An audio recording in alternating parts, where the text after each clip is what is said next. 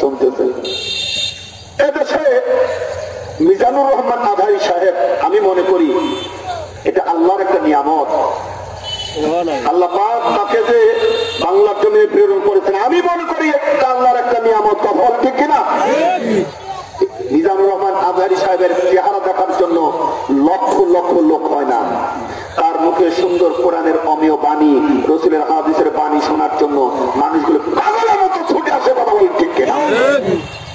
যেটা রেকর্ড ভঙ্গ করেছে, রেকর্ড ভঙ্গ করেছে। প্রশাসনের লোক দিয়ে সেখানে নিয়ন্ত্রণ করতে হয়। এত লক্ষ লক্ষ লক্ষ লোক সেখানে জমায়েত হয়। কিন্তু আপনারা বক্তব্য শুনেছেন, আমিও শুনেছি। আজহারী সাহেব, মিজানুর রহমান আজহারী সাহেব কি এমন কথা বলে, কোন দেশদ্রোহী কথা নাই, কোন রাজনৈতিক কথা নাই, কোন আলেমের বিরুদ্ধে কথা নাই, কিন্তু এক শ্রেণীর কুলাঙ্গার আলেম এরা সহ্য করতে পারতেছে না। কথা বলেন, কথা বলেন, সহ্য করতে পারে না। একই মঞ্চে আগের দিন তিনি বক্তব্য দিয়ে যান, দিয়ে অন্য যে বক্তা আসবে তার প্রশংসা করে যায়, আর সেই বক্তা পরের দিন এসে এই বেচারাকে আবার গালিগালাজ করে, বাটপার বলে। আমার মনে হয় যারা বাটপার বলে এরা আলেম নামের কুলাঙ্গার। কথা বলেন ঠিক কিনা?